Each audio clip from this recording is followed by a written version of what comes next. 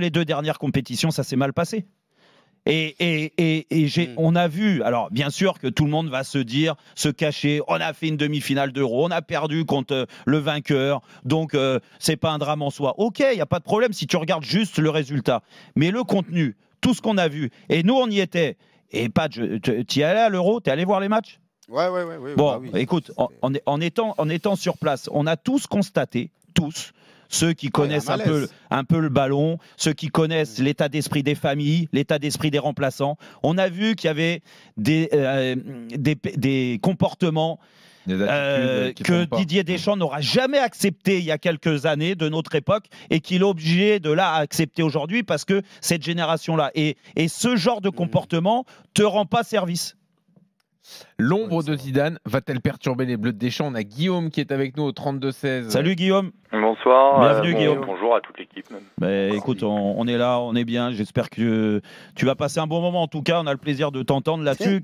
C'est quoi ton ressenti là sur Zinedine Zidane, sur l'ombre de Zinedine Zidane avec l'équipe de France? Moi, je suis pas sûr que il y a vraiment l'ombre de Zinedine Zidane pour l'instant parce qu'il y a une deadline. On sait quand Deschamps va arrêter. C'est pas comme s'il avait rien dit, qu'il était en CDI, que ça allait pousser encore 10 ans. Voilà. Donc on sait que ça s'arrêtera après cette compète.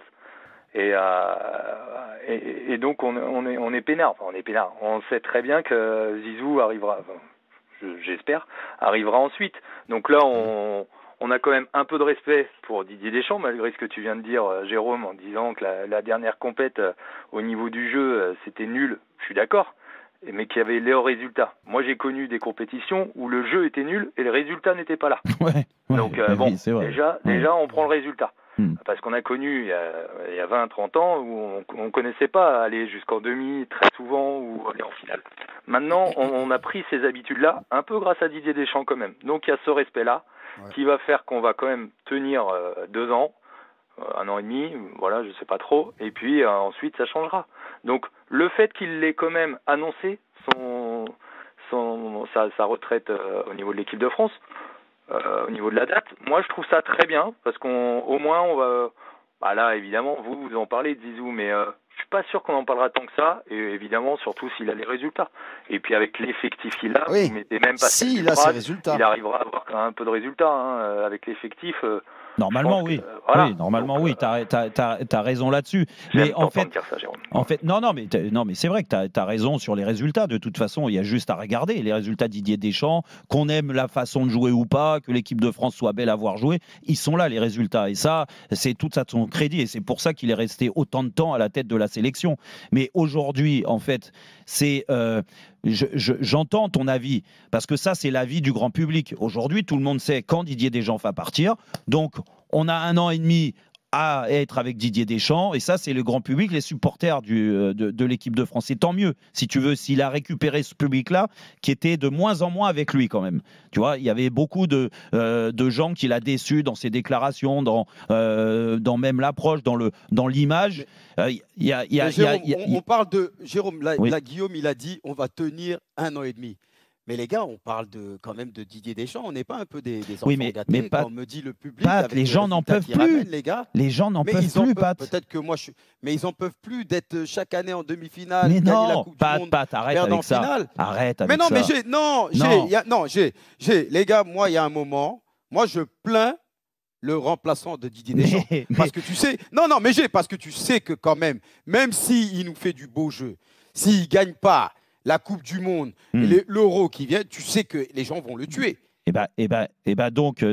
Jérôme, tu choisis quoi? Tu choisis de gagner. Depuis 2018, on ne gagne pas. Depuis 2018, on ne gagne pas. Ok. Mais on ne gagne pas, mais je suis désolé. 2018, on sait tous qu'ils ont donné la Coupe du Monde à Messi. Mais en 2022. On va pas en parler. En 2022, pardon. On va pas reparler. Pourquoi ils l'ont donné à Messi? Mais parce que tout était déjà écrit, Ah ben ouais, mais il faut le gagner. Mais même les Français voulaient que Messi gagne la Coupe du Monde. Même les Français, j'ai vu des Français. On était à la finale, il s'est passé 1 million de trucs sur la finale. Bon, voilà. Il s'est passé 1 million de trucs. Si Colomboigny, il a joué son face à face, s'il le met, il n'y a pas de Coupe du Monde pour Messi. Mais le penalty de Dembélé au début, etc., comment ils sont arrivés. Bon, bref. Moi, je dis personnellement, bonne chance aux remplaçants à Didier. Non, mais ça, quand j'entends on va tenir 2 ans, pour moi c'est un manque de respect. Mais non, on va tenir un an et demi. Pat, la réalité, c'est que les gens, pourquoi ils ont retourné leur veste? Ils ont toujours été avec Didier Deschamps.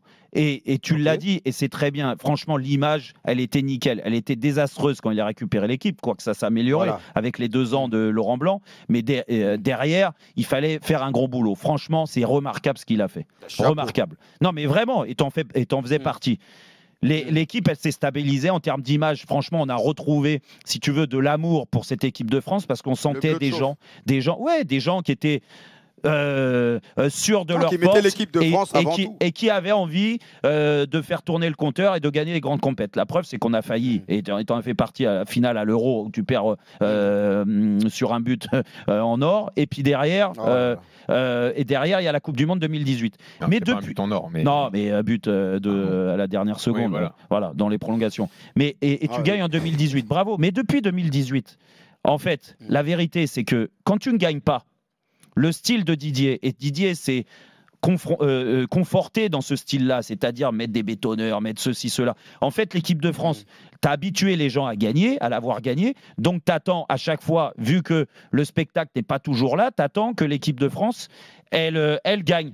Et quand l'équipe de France, elle ne donne pas satisfaction en termes de résultats et aussi en termes d'image, ce qui a été le cas, rappelle-toi, à l'Euro 2021 avec le retour de Benzema, l'Euro où on perd contre la Suisse alors qu'on a toutes les cartes en main. Je vais pas te refaire l'histoire. On était en train de danser la Macarena. Je vais pas te refaire l'histoire, mais rappelle-toi, les familles, ça a commencé là, les familles qui commencent à s'égratiner, les mères des joueurs qui s'en prennent, les entourages, l'autre qui veut plus parler, Rabiot avec Pogba ou je sais plus qui, tu vois, sur le terrain. Donc, si tu veux, il y a eu il y a eu déjà des frictions qui ont été, à mon sens, très mal gérées par Didier. Et après, il y a eu en effet l'épisode 2022 au Qatar avec le retour de Benzema, la blessure de Benzema au début. À l'arrivée, personne ne s'est expliqué là-dessus, tu vois. Mais ça a laissé des strass quand même. Et donc, l'Euro, ici, c'est normal que les gens, aujourd'hui, soient déçus depuis quelques mois et quelques années. Et je ne te parle pas que des résultats, de l'image. Et après, il y a aussi le discours qui a évolué de Didier Deschamps. Sur la dernière année, je trouve que c'était son point fort. Alors, pas dans l'expression, mais dans ce qu'il disait, c'est qu'il a toujours, et on le connaît, Pat, il a toujours botté en touche. Là, il est allé aller plus loin en disant « Oh, vous m'emmerdez avec vos critiques, si vous n'êtes pas content, vous zappez de chaîne. » Et conforté aussi par son capitaine, Kylian Mbappé. Voilà. Ça, c'est pas normal, ce genre de discours, Pat, quand même. Voilà comment on en est arrivé là, Pat. Non, t'es pas d'accord avec moi, Pat? Non, sur ça, je pense que c'est difficile, puisqu'on connaît bien Didier tous les deux. Mais moi, je pense que même Didier, il y a un moment, il a écouté trop le public. Et ça va peut-être vous surprendre. Je vais te dire juste un joueur, Olivier Giroud. Par exemple, Olivier Giroud, tout le monde voulait que Dembélé, Griezmann, c'est vrai. Mbappé. Et moi, j'avais parlé avec Didier. Et ça bousillait son équilibre. Ça bouillait son équilibre. Et en France, dès que tu dis Giroud, moi, je ne sais pas si c'est le nom, je ne sais pas. On n'aime pas Giroud. Pourquoi? Parce que oui, on a gagné la Coupe du Monde, il n'a pas mis de but. Mais tu sais, le joueur important que c'était Giroud. Et aujourd'hui, Olivier Giroud a disparu. Et alors, ça, c'est un manque dans la tactique de Didier Deschamps. Oui, c'est pas faux. Ça, c'est un gros manque dans la façon de jouer de Didier Jérôme. Et comme tu dis, peut-être qu'il n'a pas su évoluer avec un autre joueur depuis qu'il a perdu Giroud. Mais ça, je pense que je suis d'accord avec toi. Mais ça, on en parle pas souvent. Oui, mais il peut l'expliquer. C'est quand même ça. Comme tu dis, peut-être qu'aujourd'hui, il en a marre de se faire taper dessus. Il y a un moment, changer de chaîne. Oui, mais sauf que quand tu te fais attaquer, après, je sais, comme tu dis, Jérôme, l'équipe de France appartient aux Français. Donc, tout le monde peut dire son opinion. Mais je pense qu'aussi, à un moment, tu es un être humain et tu dis, tu sais quoi, vous en avez marre de ma façon de jouer, bah changer de chaîne. Oui, mais parce que là, de dire ça. Oui, mais quand il dit ça, c'est parce qu'il est rattrapé par son mode de communication.